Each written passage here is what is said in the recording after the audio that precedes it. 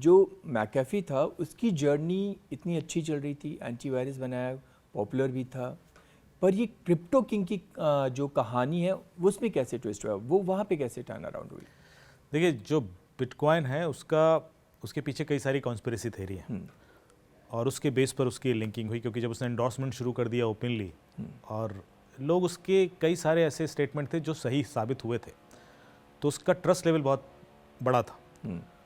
तो जैसे आपने देखा होगा इलॉन मस्क ने ट्विटर के बारे में बोलना शुरू किया था या बिटकॉइन के बारे में भी बोलना शुरू किया, तो लोगों को लगा कि इसकी कोई अंडरस्टैंडिंग है क्या। Same ways long back John McAfee was trying, और उसने बहुत बड़े बड़े स्टेटमेंट दिए कि ये तो 1 लाख क्रॉस कर जाएगा, 2 लाख क्रॉस करेगा, ऐसे करके कि विद इन 5 ईयर्स 3 ईयर्स। हो सकता है उसका खुद का इन्वेस्टमेंट बहुत ज़्यादा हो और वो ग्रो कराना चाह रहा हो, ये एक कारण भी होता है। लेकिन जो दूसरा रीज़न था, वो कहते हैं कि मैकेफी ना एक सोसाइटी से जुड़ा हुआ था। ओके। जो एक हिडन सोसाइटी है जो कई सारी इकोनॉमीज़ को कंट्रोल करती है। और शायद जब उसकी सुसाइड का कारण लोग इन्वेस्टिगेट किए तो लोगों ने कहा कि वो कभी पकड़ा नहीं जाना चाहता था, क्योंकि हो सकता है उसने सुसाइड ना किया हो, सोसाइटी ने उसको मरवा दिया, बिकॉज वो एक ऐसा बंदा था जो किसी से डरता नहीं था। और जब तक ऐसे इस सिस्टम में, जब तक आप सिस्टम से भाग रहे हो तब तक आप सेफ हो। जब सिस्टम आपको पकड़ लेगा तो वो सोसाइटी ही आपके लिए थ्रेट बन जाती है। तो ये कई सारी कॉन्स्पिरेसी थ्योरी। अब जैसे बिटकॉइन के बारे में जितना हम जानते हैं कि बिटकॉइन के पीछे लोग कौन हैं, तो कोई बॉडी सामने नहीं आती। बिटकॉइन एक कम्युनिटी है जी।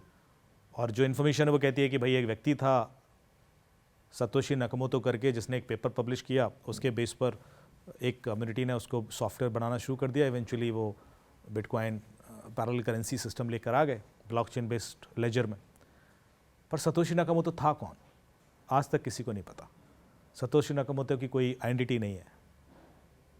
कोई भी व्यक्ति जो इतना बड़ा सिस्टम खड़ा करेगा, इतना बड़ा इनोवेशन दे दिया उसने, वो अपने आप को छुपा के क्यों रखेगा? वो नोबेल प्राइज़ के लिए क्यों नहीं आएगा? या वो अपने आप को क्यों ही छुपा रहा है? क्या उसकी जान को खतरा है? ऐसा क्या कारण है? ऐसा क्या कारण है? जी।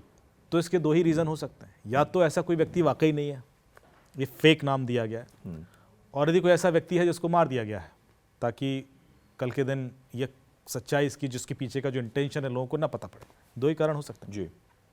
तो जो वो वाली थ्योरी आती है कि सतोशी नकामोटो नाम का कोई व्यक्ति है ही नहीं, एक्चुअली कई सारी कंपनीज़ हैं जिन्होंने मिलकर ये सिस्टम खड़ा किया और उन्होंने एक एंटिटी क्रिएट की। क्योंकि यदि मैं किसी कंपनी से कोई प्रोडक्ट लॉन्च करूँगा ना, तो बायसेस और फेवर्स क्रिएट हो जाते हैं।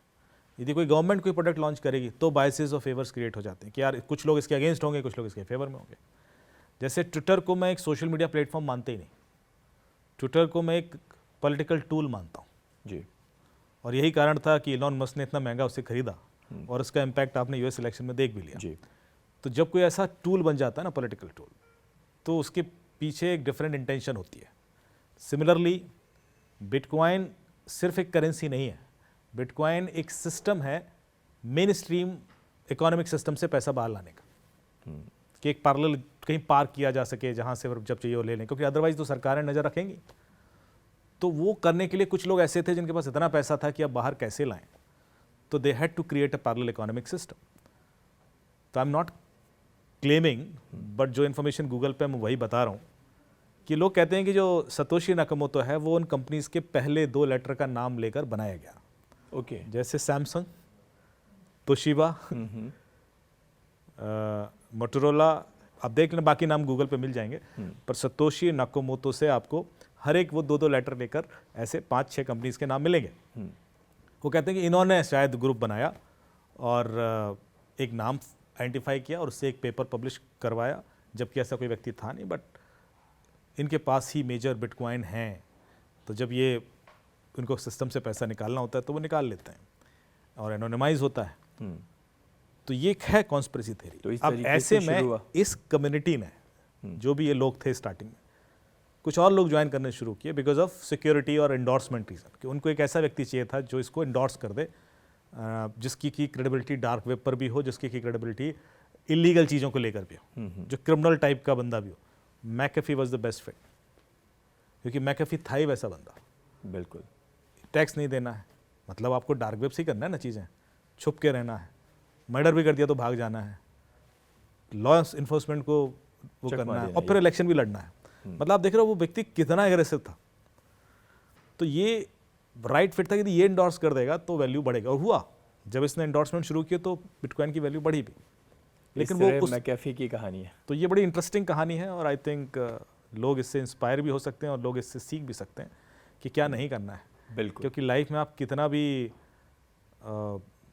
सेफ हो, यदि आप गलत कर रहे हैं तो अंत तो आपका बुरा ही होना है।